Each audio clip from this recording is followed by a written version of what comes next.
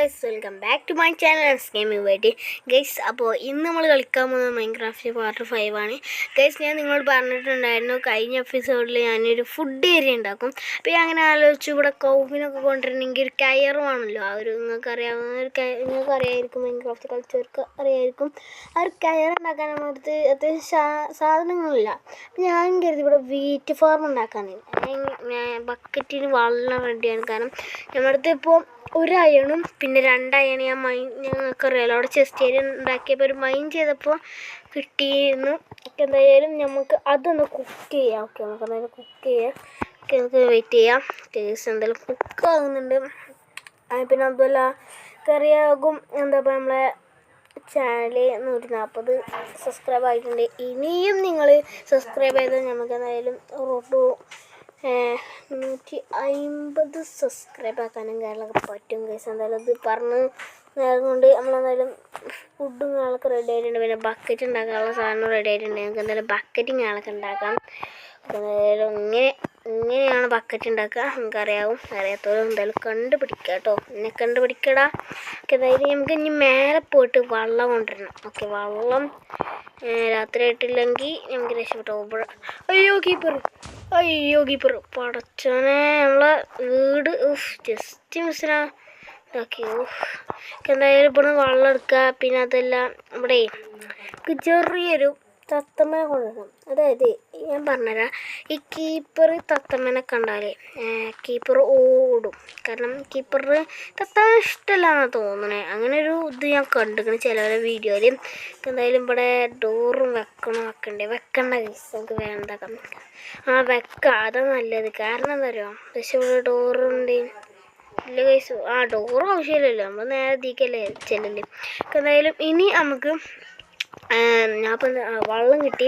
ഇനി നമുക്കൊരു ഇതുണ്ടാക്കണം. ഇവിടെ ടോർച്ചൊക്കെ പൊട്ടിച്ചാണ്ട്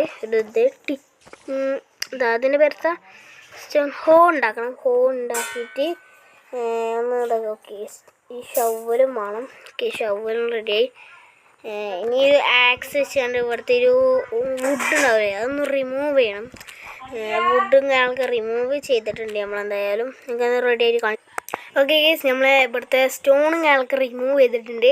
പിന്നെ ഈ 2 സംഭവം ഉണ്ടോ, അതായത് നമ്മളെ ഈ ഒരു നമ്മൾ ബ്രെഡാണ് ഉണ്ടാക്കാൻ കരുതിയിട്ടുള്ളത്.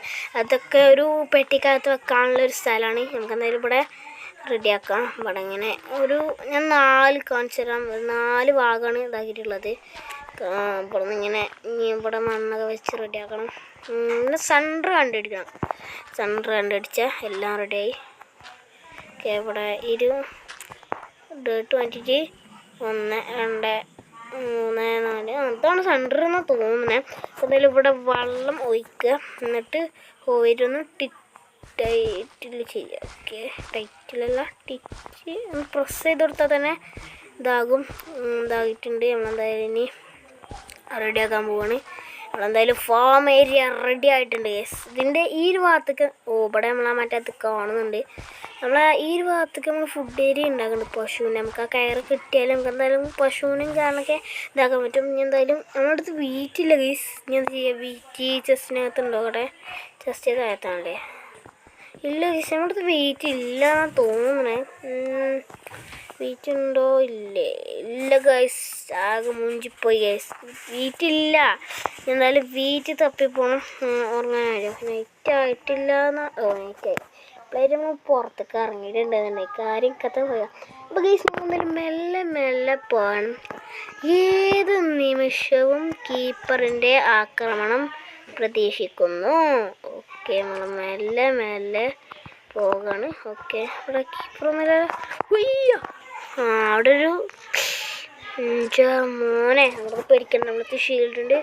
ഒരു സ്കെലിറ്റൻ മാമ നിൽക്കുന്നുണ്ട്. മോനെ കുട്ടാ, കുഴപ്പമില്ലല്ലോ.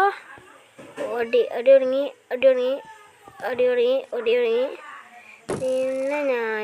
പിന്നെ അവൻ്റെ അമ്പ് അവൻ തന്നെ ഇതാകട്ടെ. ഓക്കെ, നമുക്ക് എന്തായാലും ഇതുണ്ട് കിട്ടിയിട്ടുണ്ട്. നമുക്ക് എന്തായാലും സീഡല്ലേ നമ്മൾ തപ്പിയെന്ന്. നമുക്ക് സീഡ് നോക്കാം. ഈ ഷാഡ ഫ്ലവർ വന്ന് നമുക്ക് സീഡ് കിട്ടിയാലും കുഴപ്പമൊന്നുമില്ല.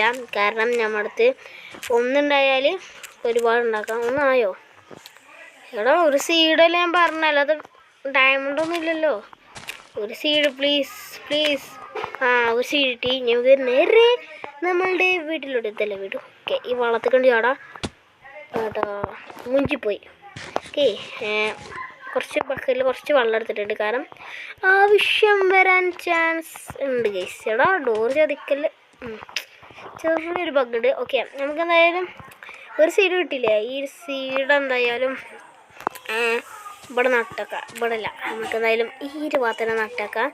ഓക്കെ ഗൈസ്, അപ്പോൾ ഗൈസ് ഇന്നത്തെ വീഡിയോ ഇത്രയുള്ളൂ. ഇഷ്ടപ്പെടാം ലൈക്ക് ചെയ്യുക, ചാനൽ സബ്സ്ക്രൈബ് ചെയ്യുക, തൊട്ടുള്ള ഇങ്ങനെ ക്ലിക്ക് ചെയ്യുക. അപ്പോൾ ഞാൻ പറഞ്ഞ പോലെ അടുത്ത എപ്പിസോഡിൽ നമ്മളൊരു കരിമ്പ് ഫാം, എന്നെ കാണില്ല, അതാണ് ഈ കരിമ്പ് ഫാം ഉണ്ടാക്കും.